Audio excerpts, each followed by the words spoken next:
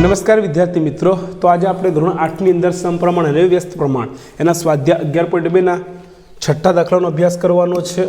ચાલો, એક ઠેકેદાર અંદાજ મૂકે છે કે જસમિંદરના ઘરે ફરીથી વીજતાર લગાવવાનું કામ 3 વ્યક્તિ 4 દિવસમાં પૂરું કરી શકે છે।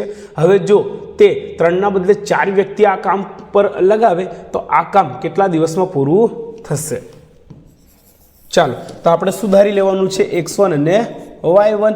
x1 આપણે સુધારી લેવાનું છે, લઈ લેવાનું છે 3 વ્યક્તિ। કેટલા વ્યક્તિ x1 માં લઈ લે આપણે? 3 વ્યક્તિ। ચાલો, y1 બરોબર શું છે? દિવસ। તો કેટલા દિવસમાં પૂરું કરે છે? 4 દિવસમાં એક કામ પૂરું કરી રહ્યા છે।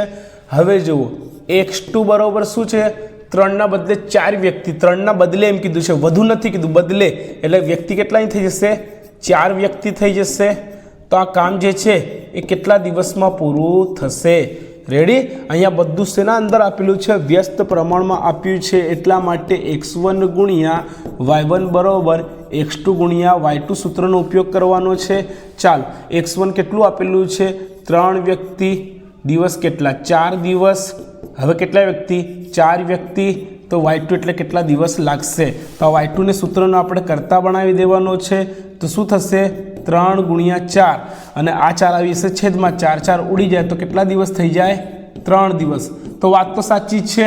શું કહે છે? પહેલા 3 વ્યક્તિ હતા તો 4 દિવસ થતા હતા, હવે 4 વ્યક્તિ થઈ ગયા તો એક દિવસ તો કામમાં ઘટાડો થશે ને, બરાબર? 3 વ્યક્તિ એક કામ કરે છે, 4 દિવસ લાગે છે। હવે ચોથો વ્યક્તિ બી આવી જાય છે, 4 વ્યક્તિ થઈ જાય છે તો કામ ઝડપથી થશે, એટલે ઘટાડો થશે દિવસમાં। તો કેટલા દિવસ થઈ જશે? 3 દિવસ થઈ જશે। ઓકે, એકદમ ખૂબ જ સહેલો દાખલો હતો, લખી લો।